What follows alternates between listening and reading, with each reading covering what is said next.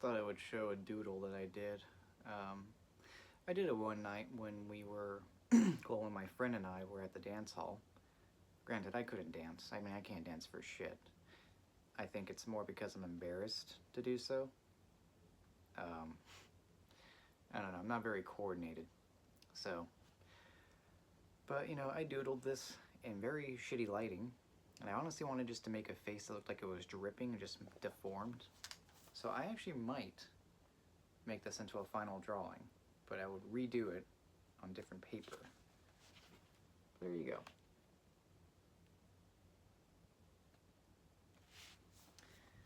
I did that, I don't know, maybe a month ago, I'd probably say.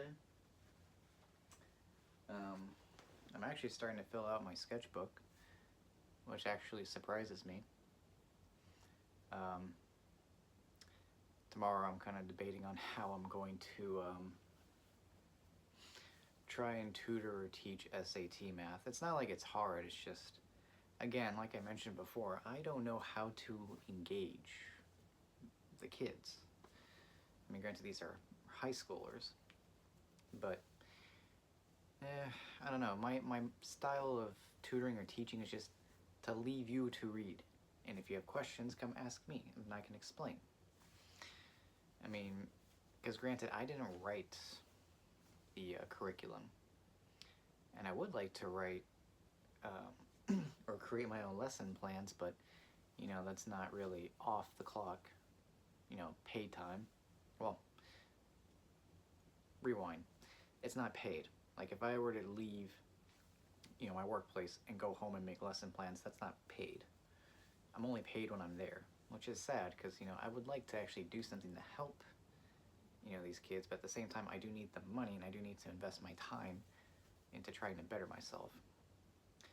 But I also feel like this would better myself, being a little selfless.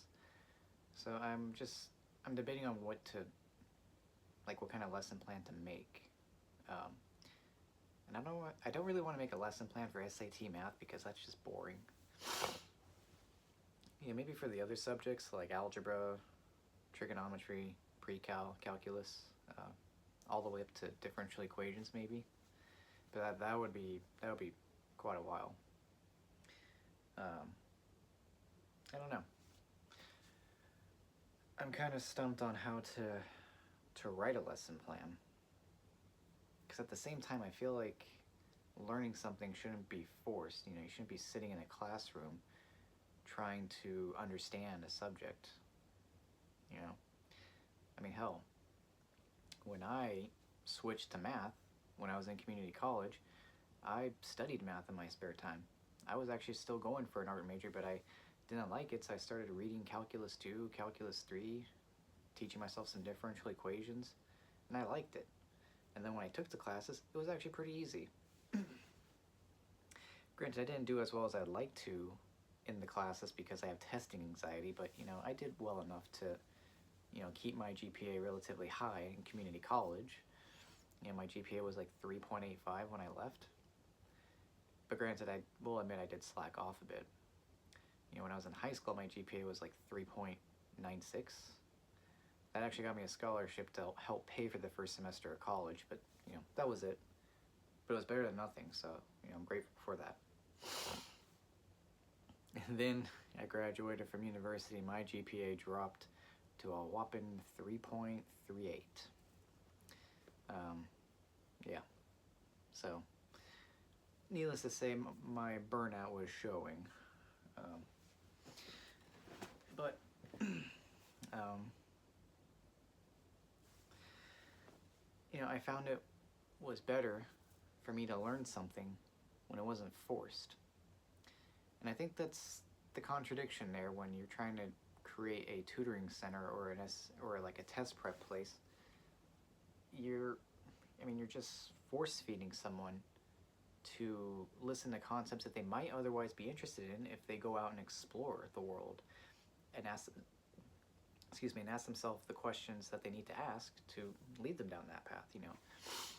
I mean, people are naturally problem solvers. A lot of people don't think they're good at math, but you'd be surprised. You ask them the right questions, you lead them down the right path, they'll get the answer. At least that's my opinion. I know I've stated before that I think a lot of people are stupid, but you know, that's not really the case. It's just different personas in here clashing, really just tearing my views of the world apart. But you know, the style of tutoring that I do is just to leave you be. You're an independent, you're an individual. You can make your own decisions. You can read, you can choose to be engaged with the material. I can't force that upon you, but when you have questions, you can come to me and ask. That's how my approach to tutoring was. And you know, it might not be acceptable, but you know, at the same time, you're paying me to be there to answer your questions. And that was how I did it when I was in community college. So granted, there were days where I was paid to do nothing, but I was there to make sure that, you know, if anyone came in, that I could help them.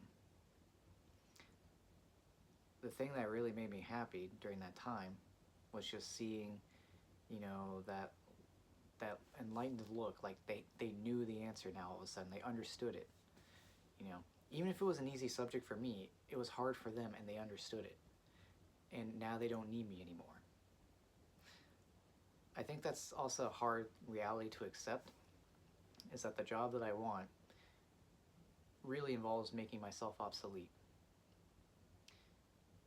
You know, creating independent thinkers, critical thinkers, people who can solve their own problems. But, you know, that's good, because what I want is to leave the world at least behind a little bit better. Granted, I don't always show that, but deep down, that's what I want. Because, you know, I thought I wanted to do research, and that's just maybe not my legacy. Making a scientific discovery probably is not my legacy. I think I'm just too burned out. Even if I do decide to make a discovery, it's not going to be now. It's going to be later in life. You know, it's funny. This was a while back. This was years ago. I had a dream that I was a middle-aged man. Kind of a silver fox.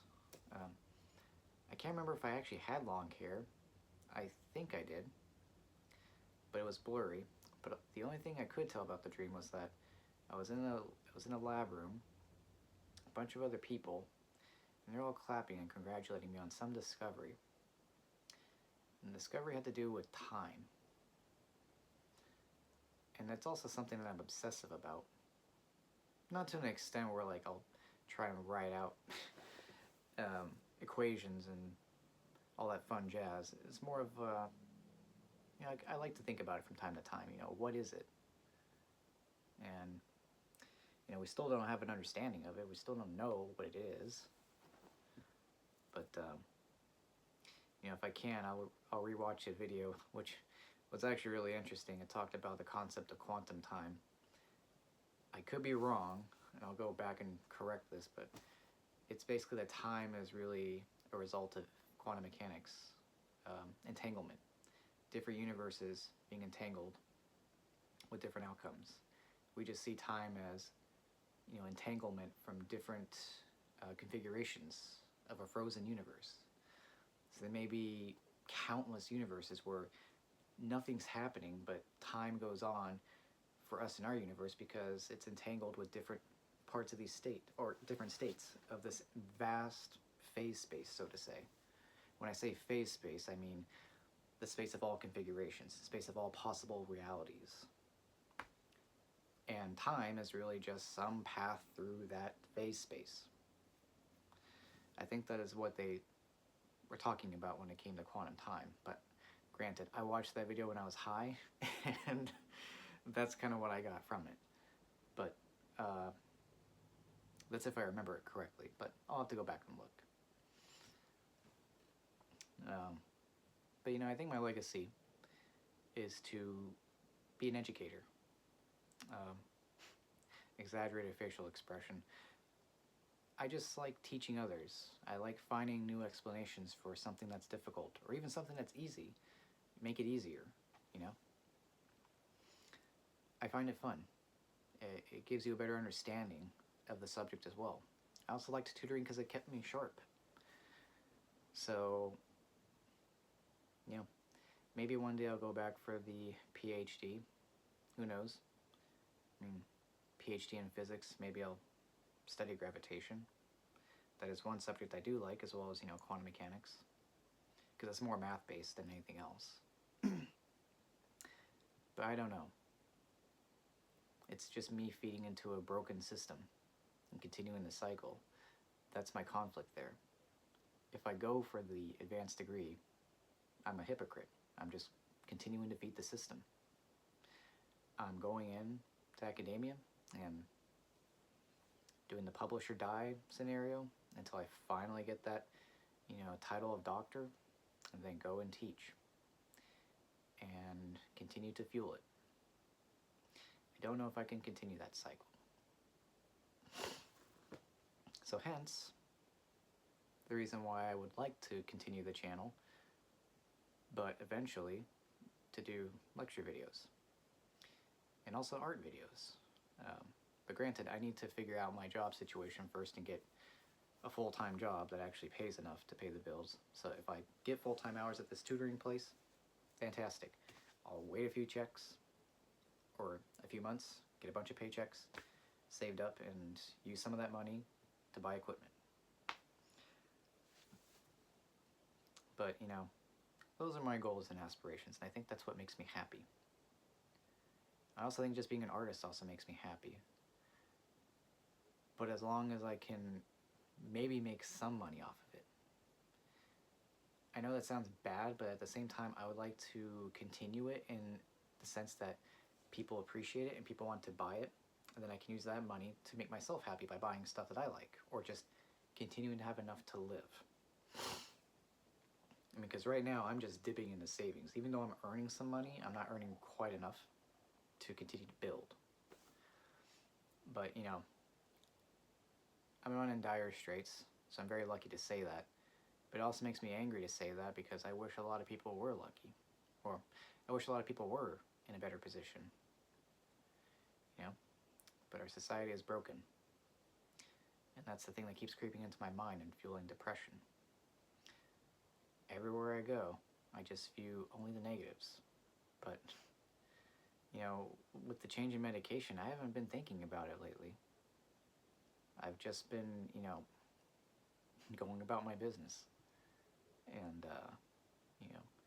thinking about drawing, thinking about what's the next thing I'll make.